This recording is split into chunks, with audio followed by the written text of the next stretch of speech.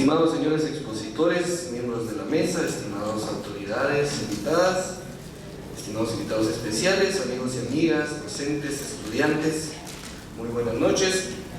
Para la Facultad de Ciencias Políticas y Sociales y la Facultad de Teología, es un gusto recibirles hoy día y darles la bienvenida a esta casa de estudios para este segundo coloquio de Ciencia y Religión. El coloquio tiene su origen en una discusión realizada durante el 2015 entre varias facultades alrededor del tema del acercamiento entre ciencia y religión que contiene la encíclica papal Laudato Si. Además de esto, la universidad había creado ya varios espacios que promovían la discusión de la temática del diálogo interreligioso, tanto con la participación entre facultades como otras unidades como biblioteca, a través de distintas actividades, entre las cuales destacan sus cineforos. Este esfuerzo de ciclos de coloquios, que debe ser considerado como espacios de apertura al diálogo, tanto el diálogo entre religiones como el diálogo entre religiones y la comunidad científica alrededor de temas fundamentales en los cuales podemos tener puntos de encuentro, deben de ser considerados como algunos de los temas más importantes que entre diferentes facultades quisiéramos ir desarrollando a lo largo de los próximos años. En el mes de mayo de este año realizamos un primer coloquio en el cual fuimos introduciéndonos al tema alrededor de la interacción entre ciencia y religión de manera general, y lo abordamos a través de la participación de distintos panelistas que venían de distintas religiones y distintos orígenes académicos e intelectuales. Esta fue, como les digo, nuestra introducción al tema. Hoy inauguramos el segundo, esperando que podamos ir tocando distintos temas a lo largo de este año y del próximo año. Pero hoy vamos a tratar el tema de las explicaciones del origen del universo desde una perspectiva religiosa, desde una perspectiva científica y desde una interpretación filosófica. Más adelante esperamos tocar otros temas de especial interés para las facultades y, por supuesto, de distintas unidades e institutos de investigación de esta universidad. Entonces, vamos a tener una breve presentación realizada por cada uno de nuestros expositores. Esperamos unos 10 o 15 minutos para terminar con algunas preguntas específicas que serán planteadas a nuestros expositores por nuestro moderador, el decano de la Facultad de Teología, el maestro Rodolfo Marín. Y finalmente quisiéramos tener un espacio de diálogo e intercambio con ustedes, para lo cual abriremos el micrófono y daremos un espacio de preguntas y respuestas. Por lo tanto, es un gusto para nuestras facultades y para esta universidad recibir a los distinguidos panelistas: el rabino Joseph Galmon, teólogo, el doctor Juan Ponciano, físico, y el doctor Luis Alberto Padilla, filósofo. Voy entonces a ceder la palabra a nuestros panelistas en el orden siguiente. Primero esperaríamos la intervención de Joseph Galmon, segundo la intervención de Luis Alberto Padilla y finalmente la intervención del doctor Juan Ponciano. Muchas gracias.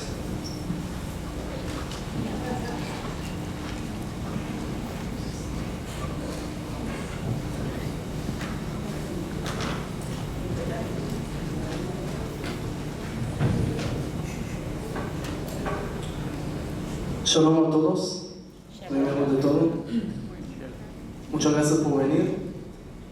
Voy a empezar con una presentación breve para entrar al tema de lo que es el Big Bang, y después unas palabras cómo se conecta esto con la religión en general y el judaísmo también.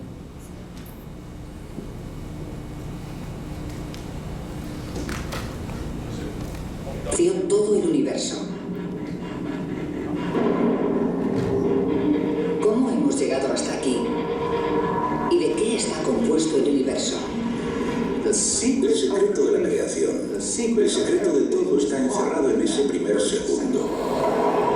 La tecnología está a punto de desvelar lo que ocurrió en el segundo más importante de todos los tiempos. En el principio no hay nada, ni materia, ni energía, ni siquiera espacio vacío, porque el espacio en sí mismo no existe. El tiempo no pasa porque no existe. De la nada aparece parece una bola de fuego más pequeña que un átomo. 10 billones de veces más caliente que el núcleo del Sol. Lo que se convertirá en el universo explota desde una concentración billones de veces más pequeña que la punta de un alfiler.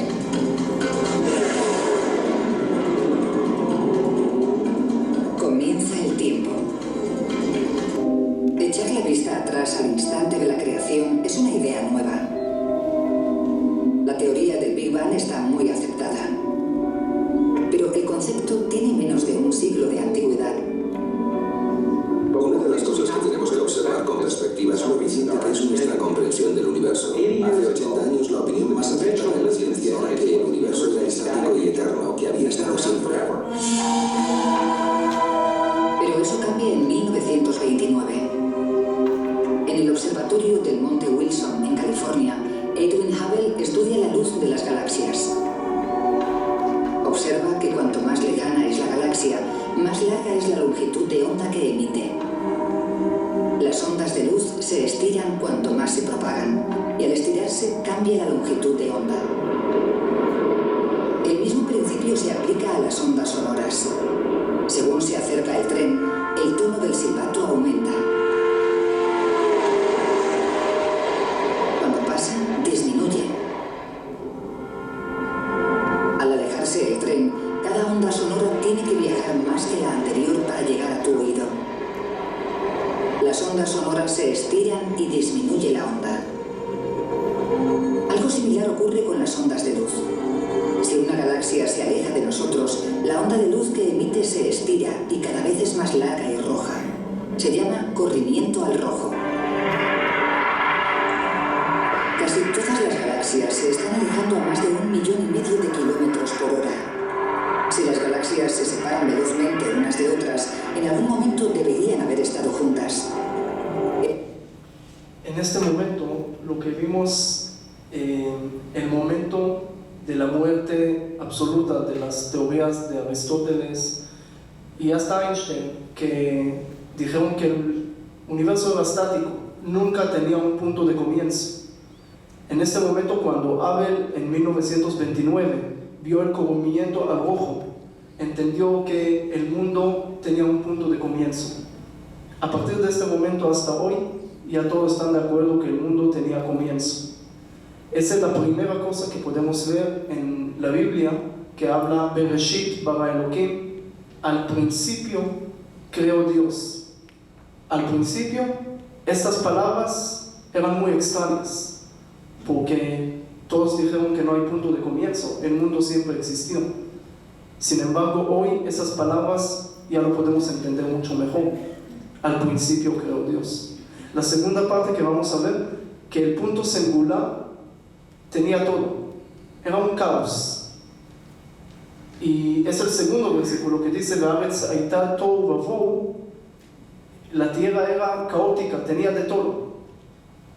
Y de ahí empezaron a salir las cosas. El segundo versículo de la Torah, de la Biblia, se entiende mucho mejor con la teoría del Big Bang. Y vamos a ver más versículos que se entienden según eso.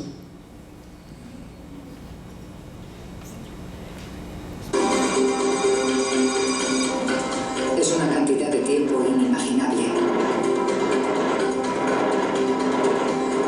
Aún así, en este pequeño latido de tiempo Planck ocurre algo que determina los próximos 13.700 millones de años. De la bola de fuego surgen las 4 fuerzas fundamentales de la naturaleza. De esas fuerzas depende todo a nuestro alrededor. La gravedad es el motivo por el que se formaron las estrellas y los planetas. Controla la luna y las mareas y nos mantiene sobre la Tierra. El electromagnetismo ilumina las ciudades, conecta los teléfonos y hace funcionar los ordenadores. Y las 2 fuerzas nucleares, la fuerte y la débil, enlazan las partículas que forman nuestro cuerpo y alimentan la caldera del Sol. Estamos aquí porque en el primer segundo posterior al Big Bang se crearon estas 4 fuerzas.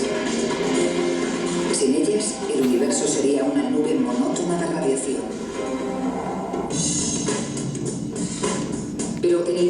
instante de tiempo de Planck, las cuatro fuerzas siguen formando una sola superfuerza. Las fuerzas de la gravedad, la nuclear y la electromagnética aún no se han dividido. Mientras el reloj cósmico marca un instante más de tiempo de Planck, la pequeña bola de fuego del universo se expande. Las cuatro fuerzas comienzan a separarse. Es como si un cristal extremadamente caliente se enfriara de repente. Se resquebrajara. En este momento podemos entender un versículo más de la Biblia. Dice, la primera cosa que Dios hizo, Vayomer Elohim yehi or, y dijo Dios que haya luz. Es el primer momento de la creación, el primer momento después de la inflación de ese Big Bang. Estamos hablando de una bola de fuego, que de ahí empezó todo, y en otras palabras, otro versículo de la Biblia se entiende mucho mejor gracias a la teoría del Big Bang. Nada más voy a agregar, también hay otro versículo que dice que Dios separó entre la luz y la oscuridad. Y todos preguntan, ¿cómo puede ser que Dios separa entre luz y oscuridad? La oscuridad es ausencia de la luz. Cuando no hay luz hay oscuridad, pero no se puede separar las dos cosas. Pero según eso se entiende, porque los primeros momentos del Big Bang, la luz no podía salir por la plasma, la luz estaba dentro y no podía salir. Tenía que separar entre la luz y, en otras palabras, la oscuridad, y ahí empezó a salir la luz. Otro versículo que se entiende mucho mejor gracias a la teoría del Big Bang. De que aún quedan vestigios de ese calor. El calor comenzó como una radiación de rayos X extremadamente caliente. Al estirarse y enfriarse, se convirtió en luz visible, cambiando de azul a rojo, convirtiéndose en microondas y finalmente en ondas electromagnéticas. La radiación apenas perceptible se dirige constantemente a la Tierra. Se llama radiación de fondo de microondas cósmicas o CMB.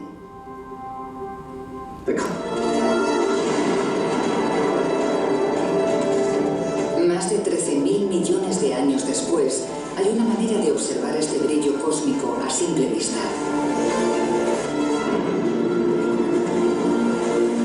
Esta radiación cósmica está relacionada directamente con el Big Bang. También revela que el universo entró en una nueva fase. En menos de una billonésima parte de un segundo después de su creación, la radiación cósmica es la clave para descubrir qué ocurrió después.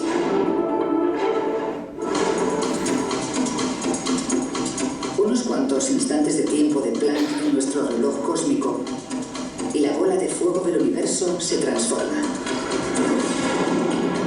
En un instante, el universo es 1.000 millones de veces más pequeño que un átomo. En el siguiente, se hincha hasta alcanzar el tamaño de una pelota de béisbol. En este momento crece más que en los 13.700 millones de años siguientes. Los científicos conocen esta rápida expansión como inflación, y la prueba perdura en la radiación cósmica que quedó tras el Big Bang. Como la electricidad estática de la televisión, la radiación cósmica parece tan constante y uniforme que ofrece un rompecabezas a los científicos. Pero si todo el universo es uniforme desde el primer segundo posterior al Big Bang en adelante, ¿cómo se formaron las galaxias? Los planetas y las estrellas son en un principio grupos de partículas. Con el tiempo, estas partículas de materia se unen debido a la fuerza de la gravedad y forman una masa densa. La Tierra fue primero una bola de partículas que se compactaron debido a la fricción y a la gravedad. El Sol que sustenta la vida en la Tierra fue primero una nube de gas y polvo. ¿Cómo se formaron estos grupos en primer lugar? En teoría, al principio el universo sería brumoso, no uniforme. Para conocer la formación, la WMAP se remonta a 13.000 millones de años. En este momento, siempre hay gente que cuando empiezan a hablar de la religión y la teoría del Big Bang, otras teorías, entonces dicen no puede ser que un mundo tan bonito como tenemos salió de una explosión como el Big Bang. Y empiezan a hablar como del Big Bang como si fuera una bomba y que de ahí salimos todos. Y es un error grave, es una falacia que se reconoce como el hombre de faja. Porque la teoría del Big Bang nunca habla de una bomba que trajo un mundo, sino es un proceso, y como podemos ver, tiene bastantes pruebas hasta hoy en día. Y una de las pruebas más grandes, en 1965, de dos físicos que recibieron Nobel por eso, lo que vimos ahorita de la radiación, son cosas que ya no podemos cerrar los ojos y decir, no pasó. El proceso sí pasó. Entonces, ¿qué hacemos con y con la religión que siempre dijo que Dios creó el mundo, si aquí vemos que el mundo se creó a través del Big Bang?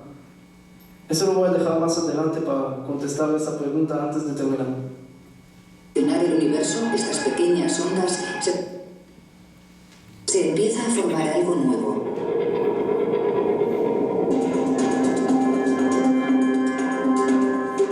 Solo una fracción de segundo después del Big Bang, el destino del universo ya está trazado. El Sol arde gracias a las fuerzas fraguadas hace 13.000 millones de años. Las estrellas y planetas se formaron debido a la manera tan rápida de expandirse del universo. La ciencia puede localizar el rastro de todo lo que vemos ahora hasta el primer segundo de la creación. Pero estamos aquí gracias a lo que ocurrió en los pocos instantes de tiempo de Planck. El universo está inundado de los componentes de la materia. Hasta el momento, según el reloj cósmico, el universo de los comienzos no era nada más que energía. ¿Cómo se convirtió esa energía pura en materia? Todo lo que te rodea está compuesto de materia. Donde estás sentado, el aire que respiras, todo el planeta está compuesto de materia, y la materia está compuesta de átomos. Y en el primer segundo después del Big Bang, se crean los ingredientes de los átomos. Aparecen las primeras partículas de materia. El universo está 1 millón de veces más caliente que el núcleo del Sol. Demasiado caliente para que las partículas de materia se unan y formen átomos. Los científicos se enfrentan a un rompecabezas. ¿Cómo es este estado primario de la materia y cómo se convierte en los protones y neutrones que forman todos los átomos del universo? Tenemos la prueba en un bloque de hielo. Cuando el agua está lo bastante fría, es sólido. Caliéntala y será líquido. Calienta el agua líquida y se evaporará en forma de gas, vapor de agua. Calienta en exceso el gas y la energía separa los átomos. De la misma manera, el universo en el primer segundo estaba tan caliente que solo podían existir las partículas elementales.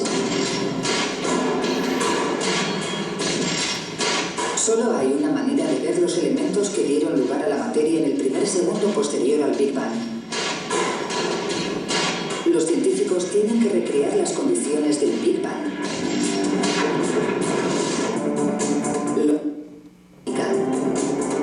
Se ha decidido el ganador de la batalla entre la materia y la... Sigue habiendo un misterio, y grande. Sabemos cómo se formaron los componentes elementales de la materia, pero no sabemos lo que concede fundamento a todo en el universo. Sabemos mucho sobre el primer segundo, pero falta una pieza del puzzle. ¿Qué confiere masa a todo lo que hay en el universo? Aquí viene un punto importante. La ciencia siempre nos explica muchas cosas y tenemos que respetar la ciencia y todas las investigaciones y todas las cosas, si no podemos decir que son tonterías. Pero hay un punto que la ciencia está limitada. La ciencia habla sobre el cuerpo, sobre la parte material, y la religión tiene que ver y hablar sobre la parte espiritual. Todo lo que podemos ver y lo que vimos empieza a hablar del primer segundo del Big Bang. Como dijo Alan Guth, que todo lo que escribe es a partir del primer segundo. Steven Weinberg, también un físico, dijo, antes de esto no podemos hablar, porque no sabemos. Michio Kaku, también un físico muy conocido, dijo, vemos un proceso, pero no sabemos por qué empezó.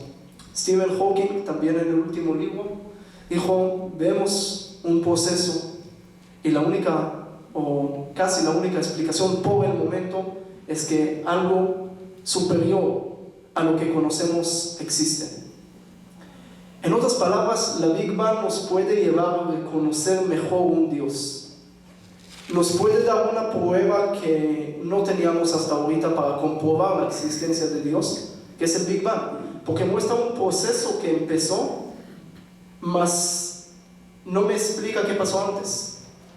Y aquí entra Dios en el punto donde la ciencia está limitada. Puede entrar Dios porque está sobre las leyes físicas.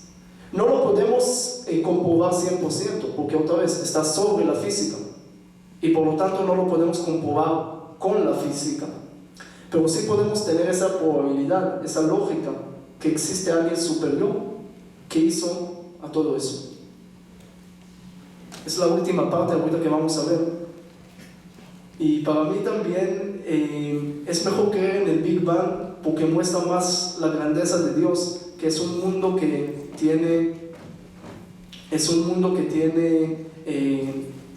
empieza a cambiarse, que no es igual, y eso es lo que muestra el Big Bang.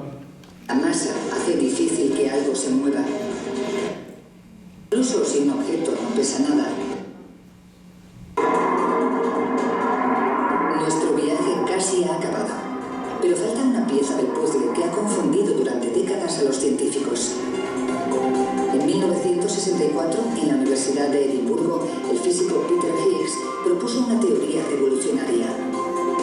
Sugiere que un campo de fuerza invisible se extiende por el universo en el primer segundo, dando masa a las... Con él adquieren masa. Como el barro, el campo de Higgs se pega a todo. Higgs le arrastran sus propias partículas. Los periodistas la llaman la partícula de Dios. Los científicos la llaman el bosón de Higgs. Creen que identificando esta partícula podrían descubrir cómo llegamos aquí. Para entender eso, ok, muchas gracias por el momento. Hay más que tienen que hablar y va a haber un tiempo al final. Vamos a estar en la última parte también. Está lo más interesante por los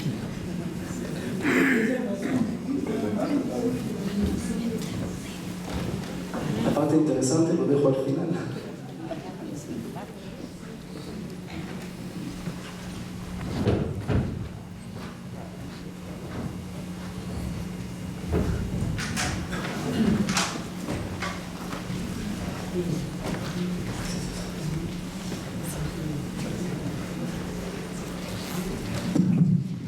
Bueno, muchas gracias, Joseph, por tu presentación tan dinámica.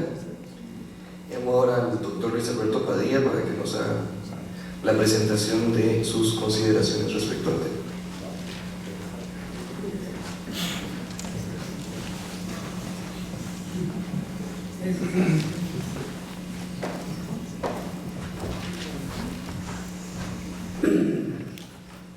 Bueno, a mí ya me dieron el título honorario de filósofo, que no lo soy. Lo que pasa es que hice una tesis en filosofía del derecho en la Sorbona, hace eso ya una gran cantidad de tiempo. Y siempre me ha gustado e interesado la filosofía, pero no soy filósofo. Entonces, mis disculpas por aquellos que sí lo sean y que van a decir este profesor no muy sabe del tema que nos pretende enseñar o explicar. En todo caso, yo estoy poniendo aquí en la pantalla esta idea de que la filosofía es el conocimiento de la totalidad del ser y que el ser se compone de materia, lo que vamos a ver más adelante, porque lo explicaba ahí el rabino, el tema de la materia que es estudiado por las ciencias físicas y químicas, el cuerpo estudiado por la biología, el cuerpo vivo, el sistema vivo de los sistemas vivos, el alma que es estudiado, o sería estudiado, porque el alma es un término religioso más que incluso psicológico, pero pongámoslo, lo estudiaría la psicología desde el punto de vista científico, y el espíritu al que también aludió el rabino, que sería estudiado específicamente ahí sí por la filosofía. A esto se le ha dado en llamar por algunos filósofos la gran cadena del ser, la ontología, que es la rama filosófica que estudia el ser, y otras como el deber ser, que eso ya no tiene que ver con la ontología, que es estudiado por la deontología, ponemos acá, pero esto ya tiene que ver con la ética, la moral, son muchas cosas.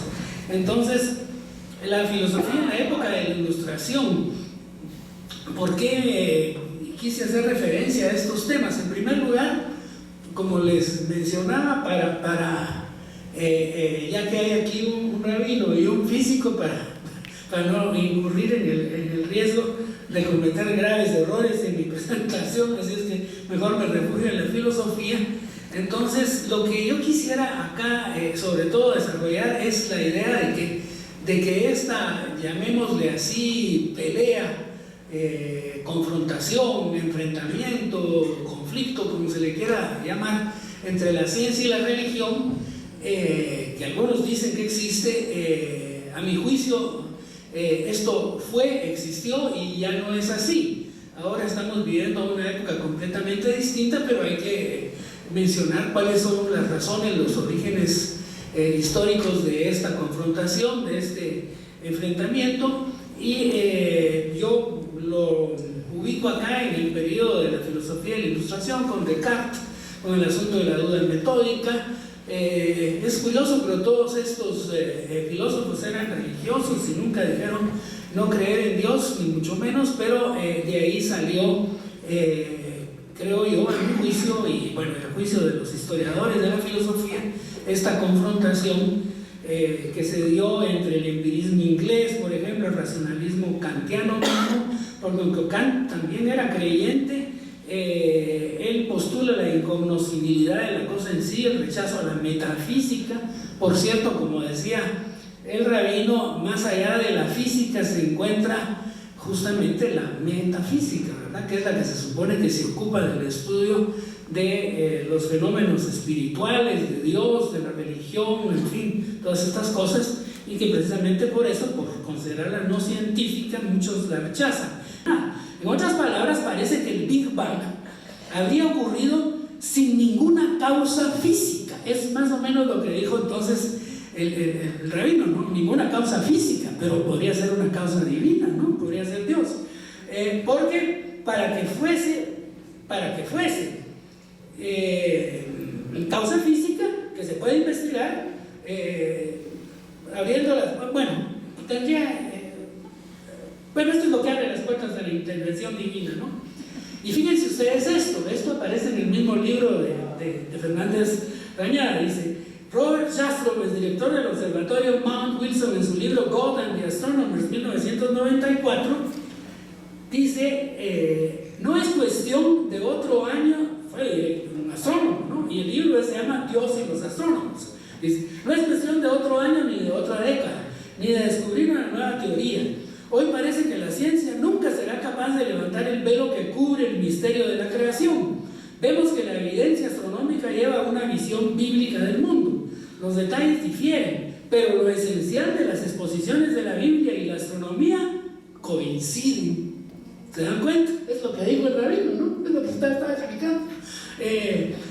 Para el científico que ha pasado su vida en la fe, en el poder de la razón, la historia acaba como un mal sueño. Ha escalado las montañas de la ignorancia, está a punto de conquistar el pico más alto, y cuando se alza sobre la roca final, es recibido por un grupo de teólogos que estaban sentados ahí desde hace siglos. A ver qué nos dice nuestro decano de la Facultad de Teología. Ahí estaban sentados desde hace siglos, dice. Ahora les dejo unos temas de reflexión cosmológica. Tal vez el doctor en física nos ayuda a resolverlos. Einstein dijo una vez: me gustaría saber si Dios podría haber creado el mundo de una manera distinta. Según la tradición cristiana, Dios podría haber creado el universo con una libertad infinita, tal como hubiera querido y sin traba ni limitación alguna, en particular con leyes naturales diferentes a las que conocemos, a su libre elección, ¿verdad? Acuérdense el gran debate entre el azar y la necesidad, ¿no? Por ejemplo, de tal modo que la atracción gravitatoria entre dos astros fuese inversamente proporcional a su distancia en vez de serlo al cuadrado de esa distancia. Pero esta idea parece exagerada, a poco que pensemos, pues hay requerimientos de tipo lógico o matemático que no se pueden violar sin llegar a contradicciones insalvables. ¿Puede Dios entonces violar las leyes de la física nuclear? Fernanda Rañada dice en su libro que en los últimos años se ha podido comprobar que si las intensidades de algunas leyes se hiciesen mayores o menores, con variaciones no muy grandes, no podría haber vida tal como la conocemos. Esto parece sugerir que la pregunta anterior de Einstein debe contestarse negativamente. Veamos un ejemplo. Las fuerzas nucleares operan entre los nucleones. Bueno, no se los explico más porque ahí está esto, pero la idea es que efectivamente ahí está explicado, y además tenemos un doctor en física que seguramente se va a referir a esto de manera más apropiada que yo, pero la idea es que si Dios no puede violar las leyes de la física, en este caso de la física nuclear, entonces ¿en dónde queda su omnipotencia? Tal vez se podría resolver a base de omnisapiencia, pero ese es otro tema. Muchas gracias.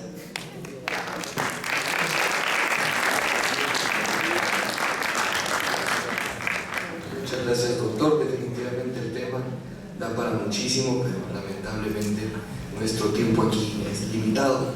Entonces, a fin de dar paso rápido a la discusión, vamos a invitar al doctor Ponciano para que venga a presentarnos su perspectiva y después tal vez beneficiamos de una discusión que seguramente será muy rica. Muchas gracias por la invitación. Definitivamente el tema no alcanza para discutirlo en este tiempo, desde distintos puntos de vista. Singularidad es algo que no entendemos, así de simple, ¿no? Una singularidad es una teoría que de alguna manera falla porque no entendemos. Entonces, efectivamente, esta teoría del Big Bang pues, tiene una singularidad y es un momento que no entendemos. Pues yo, aquí mi visión, la verdad no es mi visión, sino es la visión del avance científico del siglo XX, gran parte del siglo XX y principios de este siglo. Es una visión de más preguntas que respuestas. Y pues yo tengo aquí algunas preguntas, unas preguntas que no son nuevas.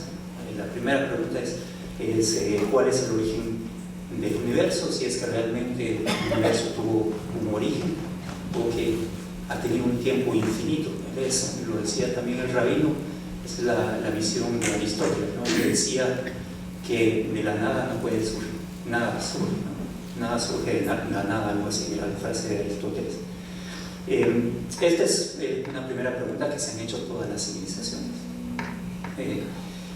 La otra pregunta es de qué está hecho el universo, esta materia, cómo surge la materia del universo, cómo se forman, por ejemplo, los núcleos atómicos, cómo a partir de esos núcleos atómicos se configuran las moléculas, cómo se configuran después planetas, cómo se configuran las galaxias, y todo lo que ahora tenemos una evidencia observacional muy fuerte de todo esto, ¿no? Pero va más allá, ¿no? Estas configuraciones de la materia va a cómo nosotros después transformamos la materia en construcciones como esta y cómo no es solo materia, es también energía, ¿no? Materia y energía en física están relacionadas y la energía también es la que nos permite, por ejemplo, hablar cómo la conformación de un lenguaje es también parte de una transformación de la energía, una transformación de materia y energía. Entonces, esa es otra gran pregunta que tenemos.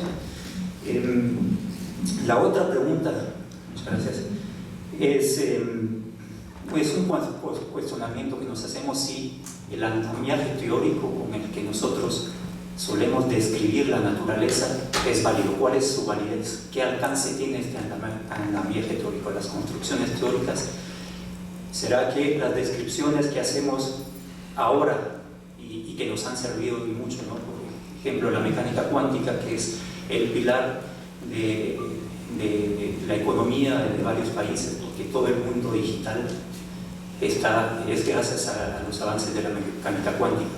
Pero nos hacemos la pregunta si estas leyes de la mecánica cuántica son válidas también en los orígenes del universo, y las condiciones aparentemente eran muy distintas que ahora. Y algo que está muy relacionado con esto es qué tipo de leyes moldean el universo y todo su conocimiento. Es una motivación intrínseca de todos, ¿no? No solo de los físicos, pero en especial de nosotros que hacemos ciencia, qué tipo de leyes moldean el universo.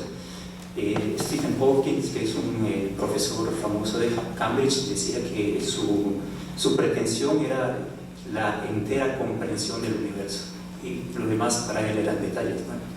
Esta visión ambiciosa es la visión ambiciosa de la ciencia hoy. Y bueno, sobre también estas construcciones científicas, yo quería decir algo, quería mencionar que las teorías que han resultado exitosas no son unas teorías que nos dicen cómo es el universo, cómo es tal sistema, sino son teorías que, dadas ciertas condiciones, uno supone, suponemos desde el principio que un sistema tiene tales condiciones, cómo a partir de esas condiciones evolucionará. Entonces estamos proponiendo modelos, no son aseveraciones, no son afirmaciones de cómo es algo en este momento. Lo que sí podemos afirmar, no sé, es que afuera, en el universo, pues hay objetos de este tipo. Estas son la imagen del telescopio Hubble, como mencionó también la presentación que vieron al inicio del video. Pues Hubble fue un astrónomo muy importante que fue el impulso experimental a la teoría del Big Bang. Y el universo se ve de esta forma. El telescopio está fuera de la atmósfera y ha logrado captar pues, galaxias muy lejanas. Entonces, esta teoría del Big Bang tiene dos orígenes. Un origen en las formulaciones teóricas de un ruso, Alexander Friedman, que estaba trabajando con las ecuaciones de relatividad general de Einstein y que fabricó un modelo que predecía la expansión del universo. Esto era todo teórico. Luego, eso fue en 1922, en 1929 Hubble hace este descubrimiento que mencionaron también en el video, que las galaxias lejanas aparentemente se están alejando de nosotros, ¿no? Y entre más lejanas las galaxias, se alejan con más velocidad. Y acá hay una gráfica donde se muestra la distancia de galaxias y la velocidad de recesión, ¿no? Entonces, parece que hay una correlación lineal entre la distancia de las galaxias y la velocidad de recesión. Pues esto podría decir dos cosas. Una, que pues, las galaxias viajaban en el espacio, pero a la luz del modelo de Friedman, esto se interpretaba como el espacio mismo, el espacio y el tiempo se estaba expandiendo. No era que las galaxias iban viajando, ¿no? Sino que la estructura del espacio se iba expandiendo. Entonces, uno cuando interpola esto a tiempos atrás, rebobina la historia, en algún momento entonces toda la materia y toda la energía tendría que haber estado concentrada en un punto muy denso, con unas condiciones de temperaturas muy altas, además muy denso. Y a este punto se le llamó una singularidad en la teoría, porque no se entendía cómo las leyes de la física podían describir este momento, y le dieron el nombre de Big Bang. aquí hay una representación gráfica, ¿no?, de esto, de retraer esto en el tiempo hasta un punto. Para tiempos posteriores, ahora, entonces hay distintas posibilidades, distintos escenarios que predice también la teoría esta de Freeman de 1922, obviamente con muchas modificaciones, pero son tres escenarios distintos. Uno que pues, el universo continúa expandiéndose, porque hay algo muy interesante, y es que se han hecho mediciones recientes y aparentemente el universo se expande con más rapidez ahora.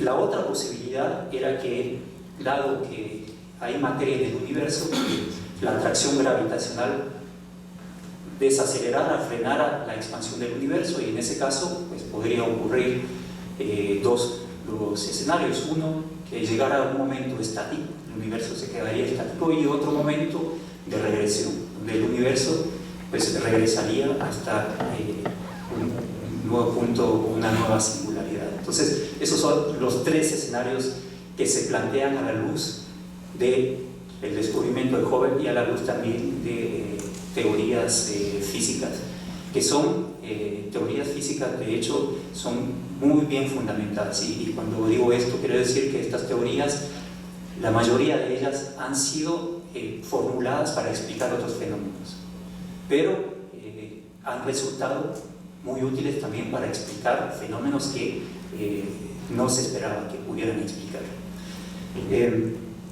Bueno, sobre la observación que hizo Hubble en 1929 de la recesión de galaxias y sobre esta conjetura que todo se originó en un punto, en una singularidad, pues se siguieron haciendo experimentos. También en el video se mencionó uno, y fue el descubrimiento de una radiación cósmica de fondo que permea todo la bóveda celeste, permea todo el universo. Es una radiación uniforme e isotrópica, es la misma en todos los puntos del universo y aparentemente la misma viendo en cualquier dirección del universo.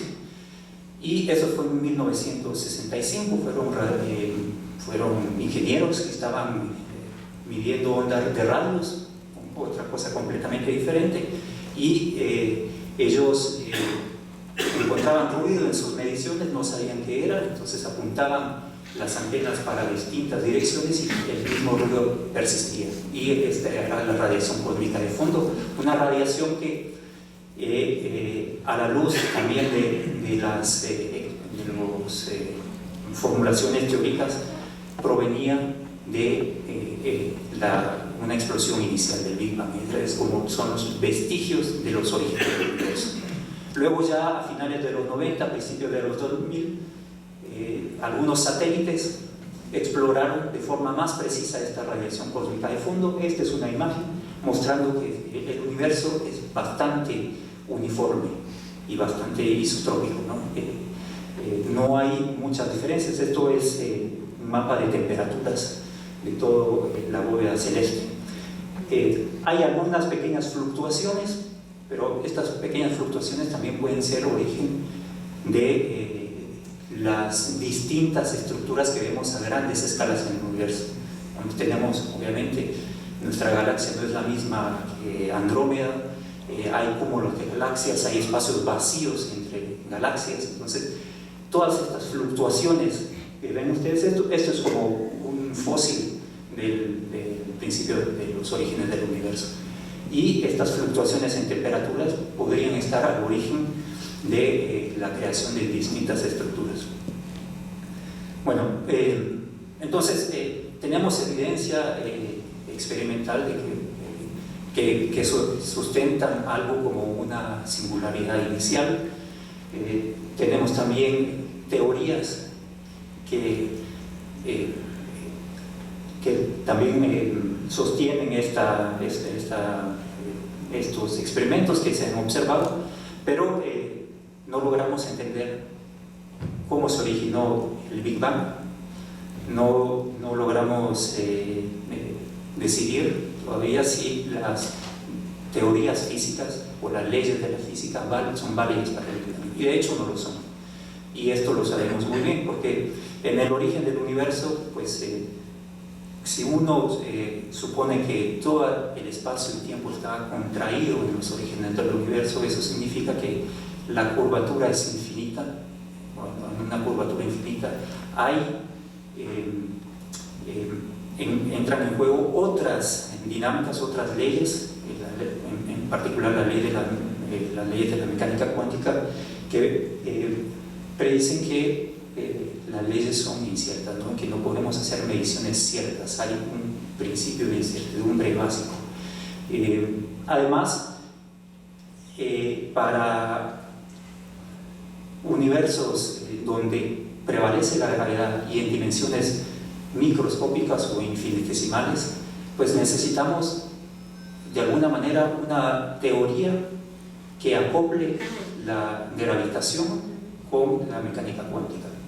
Nosotros hemos logrado entender en física bastante bien las fuerzas de la naturaleza. Son 4 fuerzas de la naturaleza: fuerza débil, fuerza fuerte, que es la que mantiene los núcleos atómicos gruesos; la débil es la responsable de radiación electromagnética, por ejemplo; está la fuerza gravitacional, y esta fuerza gravitacional pues la entendemos clásicamente, pero no la entendemos cuando la mecánica cuántica también entra en juego. Tendríamos que fusionar la mecánica cuántica con la gravedad, con la teoría de la relatividad. Todavía no hay una teoría consistente que tenga esos 3 ingredientes, esas 3 teorías ingredientes. Entonces, en los principios, en los orígenes del universo, pues todavía tenemos muchas preguntas. Pero hay avances teóricos sobre esto, y se han hecho estos avances teóricos sobre todo en el ámbito de la teoría de cuerdas. Ahí aparecen cosas un poco más descabelladas, ¿no? Todo esto que hemos explicado, y aparece la posibilidad que efectivamente que el universo, este Big Bang, sea tan solo uno de los universos que hay. La teoría de cuerdas pues postula que hay un tiempo pre-Big Bang, que este no es el origen del universo, o más bien es el origen de nuestro universo, pero hay distintos universos, y por alguna intersección de universos, un choque entre universos donde hay universos adentro, es un poco complicado, ¿no? Entonces se originó este Big Bang. Pero estas todas son especulaciones, son teorías que matemáticamente y tienen una lógica y están muy bien argumentadas dentro de la lógica matemática con axiomas, pero obviamente no logramos aterrizar estas teorías que predicen un tiempo pre-Big Bang a evidencias observacionales. Sobre la conformación de la materia también hay cuestiones que no nos gustan. Se habló en el video del Higgs, la partícula esta Higgs, que denominaron la partícula de Dios.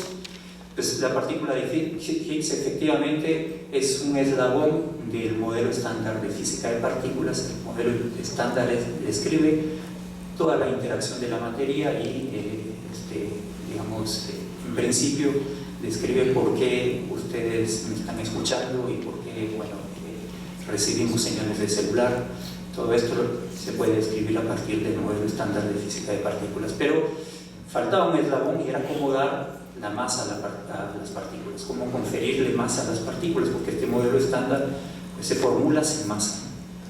Y en 1964 Peter Higgs con varios más postularon este mecanismo para darle masa a las partículas, y en el 2012 o 13 pues, se encontró una evidencia experimental de la existencia de esa partícula. Pero las teorías de Higgs, o este mecanismo de Higgs y el modelo estándar, es una teoría que en matemática o en física decimos que es muy fea, no nos gusta, porque hay varias cosas que no explican. Porque hay distintas jerarquías de masas en las partículas, no se explica. Hay muchos parámetros, para decirlo en palabras así generales, son muchos parámetros libres que nosotros tenemos que poner a dedo para que casen con los resultados experimentales. Entonces es una teoría fea, es una teoría que necesita explicaciones de otro tipo. Y hay algo interesante en las teorías físicas, y es que cuando uno explora pues, las grandes escalas del universo, el universo a grandes escalas recae inevitablemente a explicaciones de lo infinitamente pequeño. Entonces, están relacionadas todo esto, la cosmología, las grandes escalas, con las leyes físicas de lo infinitamente pequeño. Las cuerdas, entonces, que podrían explicar el origen del universo, también son una motivación para explicar todo esto del origen de este campo de Higgs que aparentemente permea todo el universo. Bueno, yo creo que lo dejo aquí, no sé si tenía más tiempo.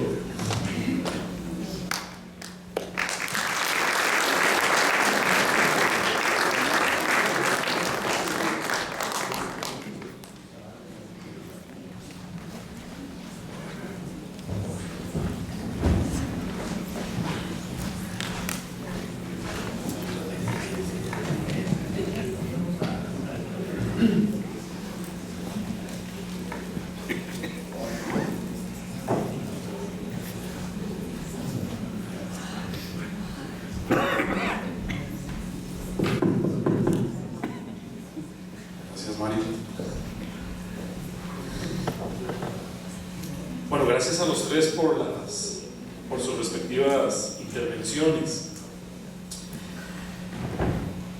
Bueno, yo creo que antes de iniciar este compartir, yo sí tenía una pregunta inicial para Juan, pero creo que ya no la respondió, creo yo, porque siempre que se habla de Big Bang se dice que hay una teoría o un modelo, pero inmediatamente le surge, o al menos a mí me surge la pregunta, ¿de qué otros modelos hay? Entonces ya al menos nos hablaste de otras posibilidades, otros modelos, que habría que tal vez profundizar o desarrollar más a fondo. Junto con la Facultad de Ciencias Políticas también habíamos pensado en dos grandes preguntas, y después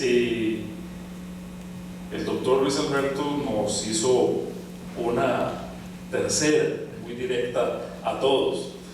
Esa la voy a retomar hacia el final. La primera pregunta es: ¿existe una semejanza o diferencia entre los relatos? Me explico. El modelo que utilizamos, el Big Bang, y los relatos religiosos. La respuesta de Joseph y de Luis Alberto iba de que sí había concordancia. Juan no se metió en ese punto, ¿verdad? Pero nos queda esa gran pregunta: ¿hay semejanza? ¿Hay diferencia? Ya Joseph, vuelvo a repetir, sí nos habló incluso de una semejanza, incluso algunos versículos que él logra ver como que casa precisamente con el modelo del Big Bang.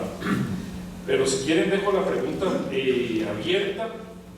Es la primera.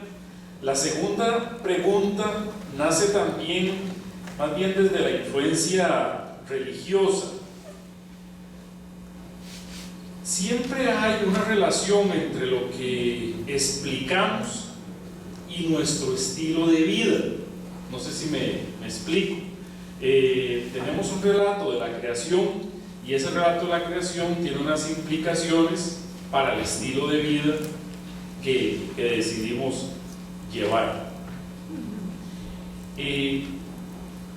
Sigue existiendo esa correlación o esa relación entre el relato y el estilo de vida, y tal vez otra vez más directamente a Juan, entre el relato que nos diste, ¿tiene alguna implicación para el estilo de vida de nosotros como personas del siglo XX, XXI? Entonces son las dos grandes preguntas: la semejanza, diferencia, y la relación con la vida o con el estilo de vida que estamos llevando hoy día o podemos seguir llevando. No sé cuál de los tres desea iniciar o tomamos el orden de derecha para la derecha hasta llegar a Luis Alberto. Joseph, ¿te animas? Voy a responder algo y ustedes van a juntar las palabras de la respuesta con las palabras de la pregunta y van a hacer alguna cosa bonita. El doctor aquí de la física no le gustó tanto el asunto del Higgs, la partícula de Dios. No sé, por el Higgs no le gustó, por Dios que no le gustó, pero igual yo creo que dejando un poco esto en el campo físico, lo podemos aplicar algo para la vida real de ese campo de Higgs. Esa es la parte que no lo enseñé. Podemos entender el Higgs a través de un campo o de una montaña de nieve. Si uno va muy rápido, tiene el equipo de esquí, va muy rápido, no tiene casi interacción con la nieve y por eso casi no coge nieve y va muy rápido. Si uno va con zapatos de esquí pero no con todo el equipo, va más lento, tiene más interacción y coge más nieve. Si uno va sin zapatos, entonces casi no tiene velocidad, tiene mucho más interacción con la nieve y coge mucho más nieve. Es exactamente el campo de Higgs. Según cada partícula y la interacción que tenía con este campo, recibió la masa diferente de las otras partículas. Es decir, según la interacción que tenemos en el campo, entonces podemos tener más o tener menos. Si uno vive aquí en este mundo demasiado rápido, entonces no tiene interacción con la vida, no tiene interacción con el mundo, entonces no coge más. Nosotros tenemos que hacer las cosas paso a paso, no tan rápido, no ir tan rápido, disfrutando del presente de cada momento, no siempre pensar, ¿por qué me pasó eso en el pasado? O me va a pasar algo en el futuro. Ahí perdemos el presente y estamos como una partícula que va muy rápido en ese campo de Higgs y no agarra casi masa, no tiene interacción. Tenemos que tener más interacción con el campo de la vida. Yo creo que es una enseñanza que podemos aplicar y termino con el asunto de los versículos y la vida. En el judaísmo en general no da mucho énfasis a lo que es la creación. Unos versículos y ya pasa a lo demás. Es más, cuando en el monte Sinaí Dios se manifiesta y dice: yo soy tu Dios que te saqué de Egipto, pero no dice que hice el cielo, la tierra. No habla de esto, no habla de la creación, porque la creación ya pasó. Ya ahorita, ¿qué hacemos con esto? Entonces uno tiene que saber aplicar esos mensajes de la creación para la vida real y saber llevar una combinación entre lo que es la física, lo que es la parte material y lo que es la parte espiritual. Como dijo Einstein, que cada cosa que es material tiene también una dimensión de tiempo, quiere decir que acaba o que tiene principio. Si nosotros queremos estar para siempre, tenemos que combinar y meter siempre el condimento espiritual adentro, y ahí podemos aplicar la parte material con la parte espiritual.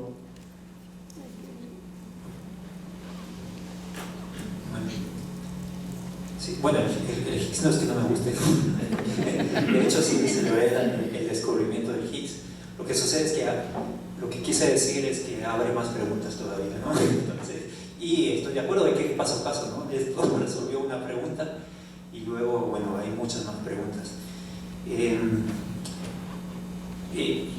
Sobre el Higgs, solo una pequeña anécdota. ¿Por qué se llama la partícula de Dios? Pues en realidad es porque no la encontraba y fue un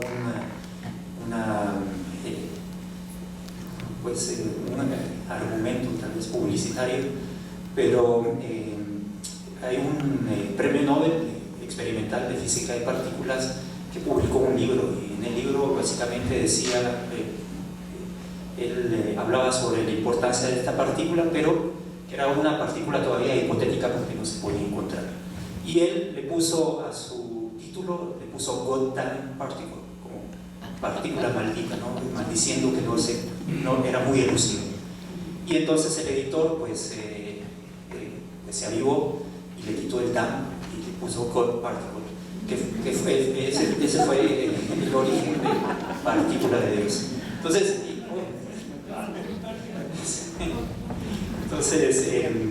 pues en ciencia obviamente no es que no creamos en Dios, ¿cierto? Pero siempre nosotros vamos con pies de plomo y nosotros proponemos la teoría de algo que en principio podamos comprobar.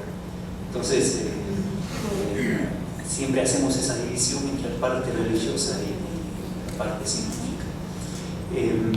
Sobre las semejanzas o diferencias, pues aparentemente hay semejanzas, ¿no? Lo que sucede es que, como yo dije, ¿no? El Big Bang pues podría ser, o este universo podría ser tan solo uno de un montón de universos, ¿no? De un paisaje de multiuniversos.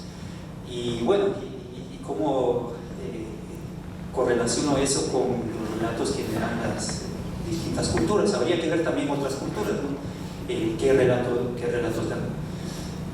Entonces yo allí no podría decir, ¿no?, si hay realmente semejanzas o diferencias.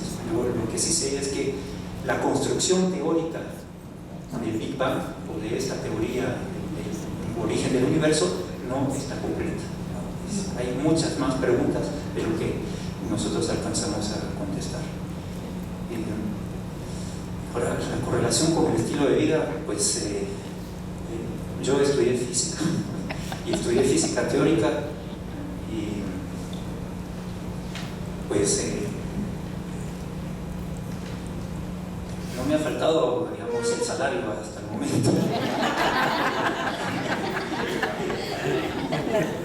He hecho cosas aplicadas, pero la mayor parte del tiempo de mi carrera profesional he hecho física teórica. De hecho, trabajé con modelos con hits, entonces por eso me gusta. No solo con un hit, sino con 2 hits. Pero bueno, no entiendo esa pregunta, solo eso puedo decir. Yo no sé qué más se podría decir. Bueno, yo diría que respecto a la primera pregunta, tal vez lo interesante tiene que ver tiene que ver con el hecho de que hay otro modelo de universo, aparte de los múltiples universos, de los metaversos, como dicen los más, que haya más universos, que es mencionada que acaba de mencionar el doctor Ponciano. Aparte de esa, la idea original del universo era el universo estacionario, ¿verdad? El universo increado eterno, si le podemos llamar así. Entonces, que es un poco como la famosa segunda ley de la termodinámica, o primera. Aquí el doctor debe saber más bien, mejor que yo si es primero o segunda, pero esta idea de que la energía, y no nos olvidemos que Einstein, justamente su famosa ecuación esa de la energía es igual a la masa por la velocidad multiplicada por la velocidad, algo así, de la luz al cuadrado, el famoso E igual mc al cuadrado, hace equivaler la materia con la energía, y creo que usted lo mencionó también, doctor. Entonces, en ese sentido, esta idea de que la energía que proviene de las leyes de la termodinámica no se crea ni se destruye, solo se transforma, y además en un universo eterno y estacionario, ¿no? Entonces, ¿a quiénes apoyan esta visión del universo, esta teoría? Obviamente a los materialistas, que yo mencioné muy de pasada, por ejemplo, a Marx y toda esta gente, ¿verdad?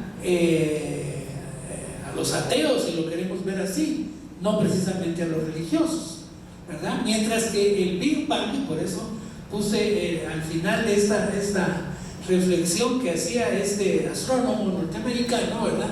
El Big Bang, todo lo contrario, porque entonces ahí está diciendo, no, tuvo un principio el universo. Entonces por eso el rabino dice, sí, exactamente como dice la Biblia. ¿Se dan cuenta?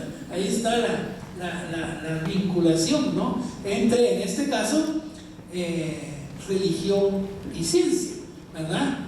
De una manera tal que la ciencia apoyaría, ¿verdad?, a la religión, en este caso, ¿verdad? Ahí hay una implicación muy clara. Por supuesto que todo esto todavía pertenece al mundo de las investigaciones científicas, así es que no sabemos la ciencia cierta. La segunda cuestión, que tiene que ver con las implicaciones para la vida de uno, es una pena. Bueno, es evidente que no da tiempo, ¿verdad?, de hacer en una presentación tan corta referencia a múltiples asuntos. La idea de la diferencia entre la religión, la práctica religiosa como tal, asistir a la iglesia, cumplir con sus deberes religiosos, esta idea es propia de lo que algunos llaman la religión legítima, ¿verdad?, pero que es distinta de la religión auténtica, entendida como el trascender, la trascendencia que se puede lograr a través de la meditación, a través de la oración, etc.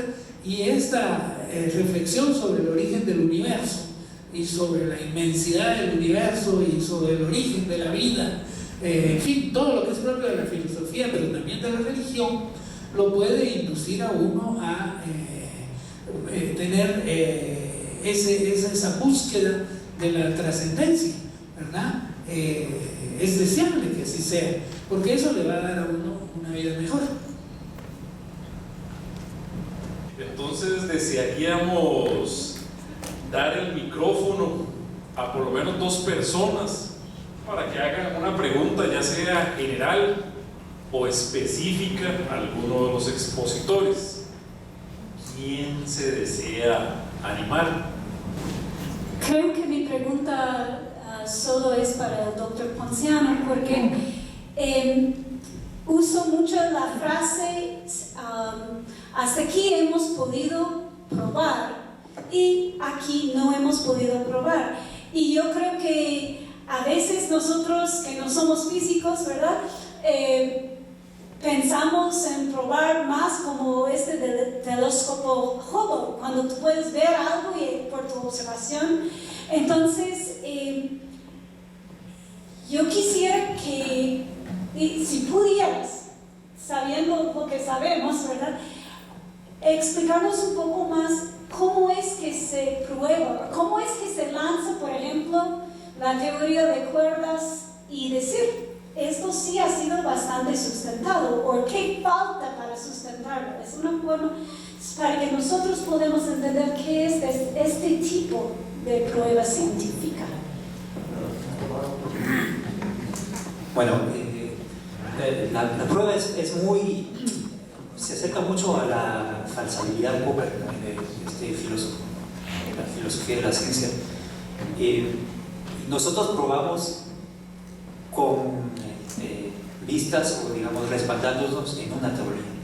La verdad es que nosotros tenemos una construcción, o bueno, los científicos tienen una construcción axiomática, son teorías axiomáticas formales que están construidas en base a un lenguaje, el lenguaje matemático, que tiene cierta lógica, que tiene parte de proposiciones verdaderas y falsas, y usando esa lógica, que no solo la usamos en matemáticas, se usa pues, en todas las disciplinas, ¿no?, para argumentar.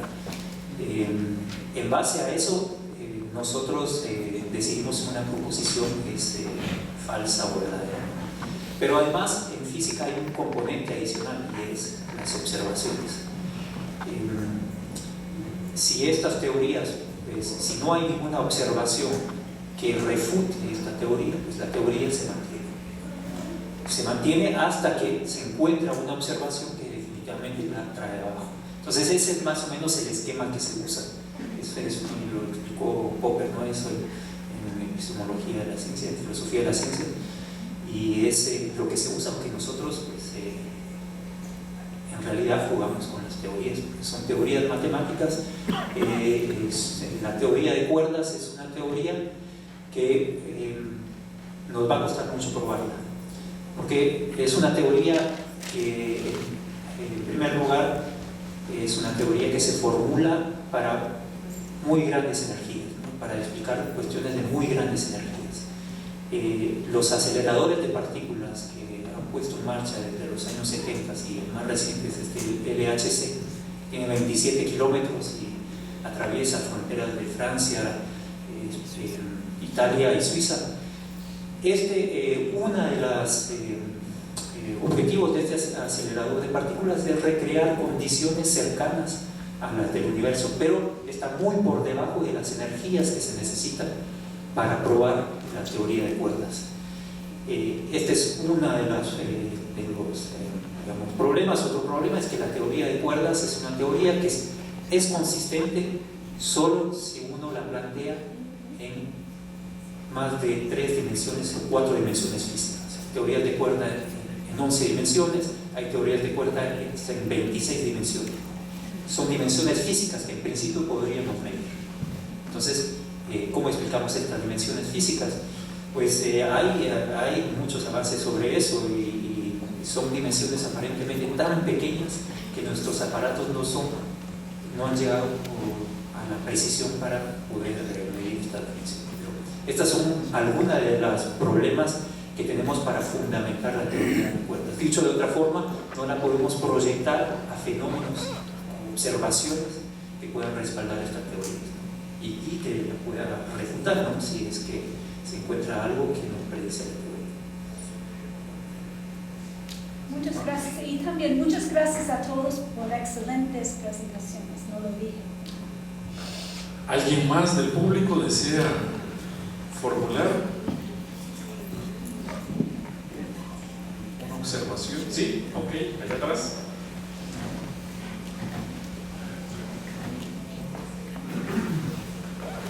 Buenas noches. Creo que desde el principio nos dejaron como, por así decirlo, picados con lo que refería a la formación de la materia.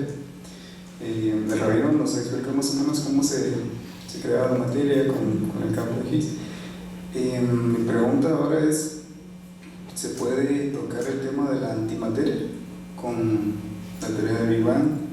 Y en definitiva, como se está tratando acá con la religión, o sea, se puede tratar de entender un poco más el universo, ya que si no mal entiendo, la antimateria es, por así decirlo, lo opuesto a la materia.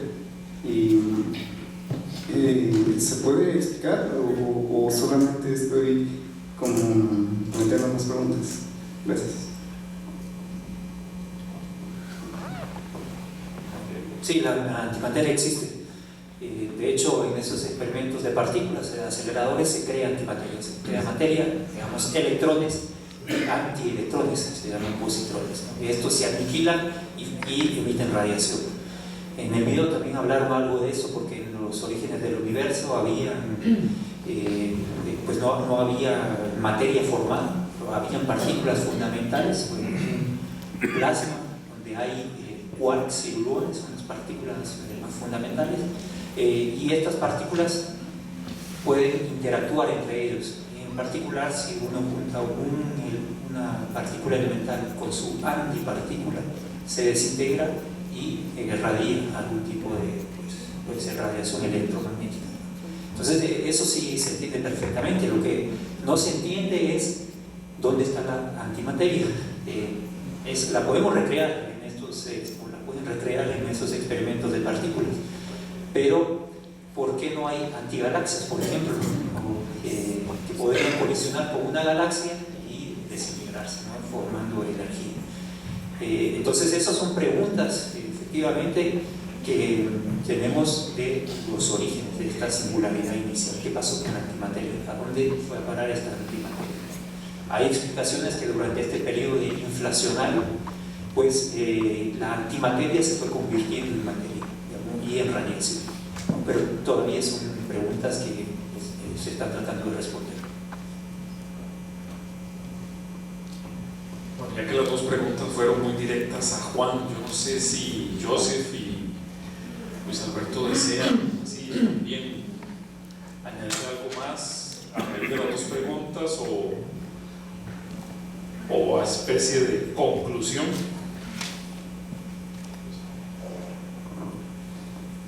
Hablando también de la materia y la antimateria, como dicen que había una batalla entre la materia y la antimateria en los primeros momentos después del Big Bang. No sabemos exactamente por qué la materia logró vencer a la antimateria. Hay unas especulaciones, si no estoy mal, que la materia de pronto es más estable o de alguna manera, pero sabemos que logró vencer la antimateria. Y yo creo que también de eso podemos sacar un mensaje para la vida. Cada uno en su vida tiene una batalla, enfrenta una batalla contra otro deseo que no quiere hacer. Finalmente las cosas negativas lo podemos llamar antimateria, las cosas positivas lo podemos llamar materia, y cuando alguien quiere vencer la antimateria debe tener la materia, es decir, si no, la antimateria tenía que controlar el mundo, pero por tener la materia o por tener más materia no vamos a vencer la antimateria. Y en la vida es igual. Si alguien quiere vencer sus fuerzas negativas, tiene que aumentar un poco más fuerzas positivas. Y es la oscuridad se aleja automáticamente cuando llega luz. Entonces, la forma es, también lo conecto con la primera pregunta, la ciencia tiene observaciones, cada teoría hace predicciones, y normalmente en una teoría científica también las predicciones tienen que salir exitosas, como el Big Bang, que por ejemplo la cantidad del hidrógeno y helio que tenemos en el universo se coincide muy bien con las predicciones de la teoría del Big Bang, y ese da una prueba para el Big Bang. Todas las predicciones, todo lo que estamos también pensando, no nada más a través de teorías científicas, también en la vida, tenemos que ver cada cosa que está alrededor de nosotros, sacar una teoría de qué tenemos que hacer, qué tenemos que seguir haciendo en la vida, y sacar predicciones para ver que en verdad estamos haciendo lo correcto, porque uno puede ver algo e interpretarlo de una manera, el otro lo interpreta de otra manera, y cada uno piensa que tiene la razón. De ahí sale el extremismo también, porque cada uno piensa que tiene la razón, pero lo podemos resumir en un cuento pequeño, con eso termino, que había 3 personas que se salieron del manicomio y estaban por el vía del tren, y el primero le dice a los dos: voy, ¿cuántas escaleras hay aquí para subir? No podemos, ¿qué hacemos? Y el otro le dice: y es peligroso porque la barrera donde agarrar es muy pequeña, muy baja, no lo podemos agarrar. Entonces el tercero contesta: no hay problema, no se preocupen porque ya viene el ascensor. Entonces puede ser que subieron a ese ascensor, pero esa era una teoría equivocada que lo podía llevar a otro universo paralelo. Entonces tenemos que tener también cuidado con las teorías que nosotros sacamos, no como científicos, pero como gente que vive en este mundo, y que las predicciones que haremos con eso tienen que salir exitosas para nosotros y para lo que están alrededor. Entonces, muchas gracias a todos los que hicieron posible este evento y una teoría que salió exitosa. Bueno, yo creo que a propósito de lo que dijo el rabino, habría que reflexionar sobre, y es una de las preguntas que nos planteó nuestro decano. Además, estando en una universidad católica, lo menos que uno puede hacer es pensar un poco en la espiritualidad. Así es que a mí se me ocurre, y aquí como tenemos un doctor en física, si estoy equivocado que me haga señas de que no estoy diciendo tonterías. A mí se me ocurre que la famosa paradoja esta EPR, de la que se ha hablado tanto, que Einstein la formuló para refutar, según él, los planteamientos que hacían Heisenberg y Pauli y Niels Bohr, sobre todo Niels Bohr, en el sentido de que va en la dirección de decir la conciencia de la gente, ¿verdad? La conciencia de todos nosotros, la conciencia, el pensamiento puede, primero estar integrado al mundo exterior, o el mundo exterior, uno está tan integrado con el mundo exterior que no lo puede disociar, o no debería disociarse, ¿verdad? Sin embargo, la historia de la religión es la historia de la disociación del ser humano cuando adquiere conciencia respecto al mundo exterior, ¿verdad? Esa idea del sujeto y el objeto propia de la epistemología, de la teoría del conocimiento.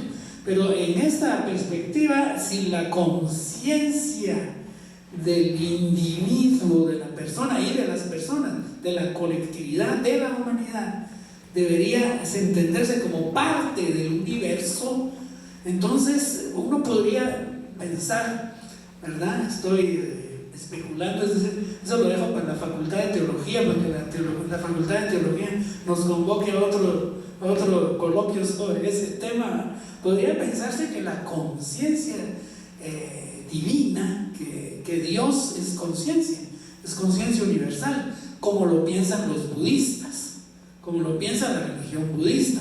Eso ya tiene que ver con el diálogo interreligioso, ¿no? Entonces, a través de la meditación, como lo creen los budistas, que los budistas es lo que creen, uno puede acceder a través de la meditación a la conciencia divina. Hay que aprender a meditar y hay que ejercitarse, es una técnica, no es fácil, ¿verdad? Y disciplinarse en hacerlo, no es nada fácil, pero se dice que cuando uno llega realmente a esa cúspide, digamos, de la iluminación, ¿verdad? El samadhi, como dicen los budistas, pues uno se integra al universo, se hace uno con el universo, llega a la conciencia divina. Así es que habría que tratar de probarlo aprendiendo a meditar. Esa sería mi observación, mi conclusión.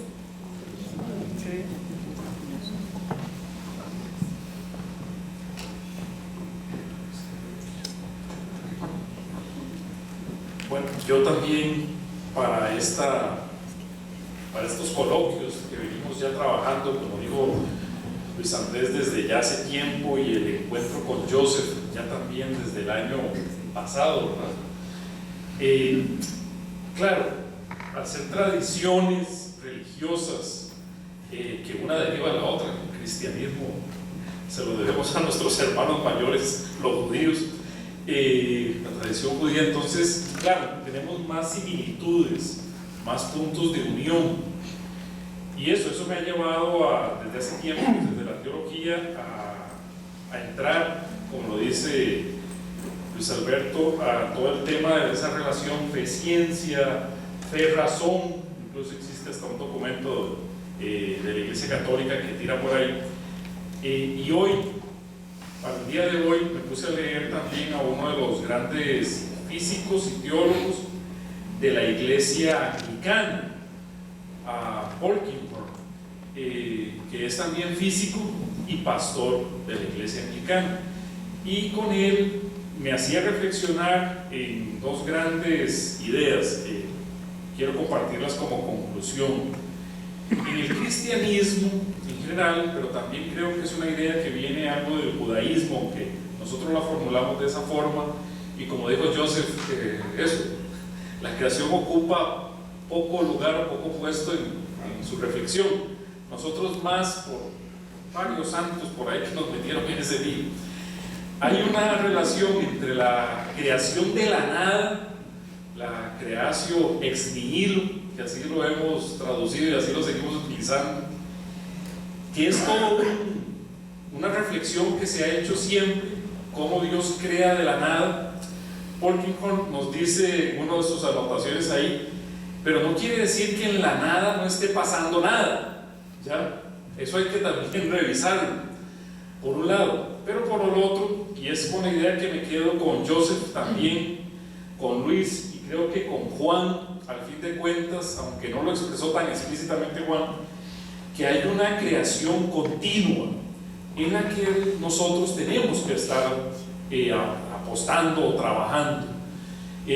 Para mí uno de los puntos claves de esta creación continua, este autor señala, es todo el tema ecológico, y creo que por ahí tenemos mucho que dar todavía, y es por donde inició también esto con la Facultad de Ciencias Agrícolas y la Facultad de Políticas y la Facultad de Teología, la Laudato Si de Francisco. Y el otro, que hay una relación entre la materia, que que aquí hemos tratado de medio desentrañar y apenas nos asomamos. Ya Juan nos dejó más preguntas que las que tal vez traía, o al menos a mí me deja mucho más preguntas. El tema que profesamos dos grandes religiones, que es Dios, pero eso, otra vez el autor aquí, al que hice referencia, dice que una cosa es ver las cosas y la materia, y otra cosa es el ser humano, que ya también Luis Alberto nos lo hizo. Tenemos al ser humano como materia, pero también como espíritu, como alma, y entonces hay una gran dosis o una superdosis de libertad, o al menos así lo hemos conceptualizado nosotros.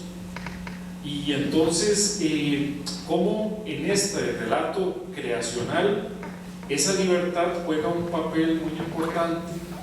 Y quiero pues, cerrar con la reflexión también de Joseph, que estas mesas, estos coloquios sean para sentarnos a dialogar, a respetar también nuestras libertades, eso sí, a compartirlas y tratar de expresarlas lo más lógica y coherentemente, como nos dijo también Juan, ¿verdad? Aunque no es ciencia, pues sí, pero hay que tratar de expresarlas lógica y articuladamente para podernos expresar y podernos entender unos con otros.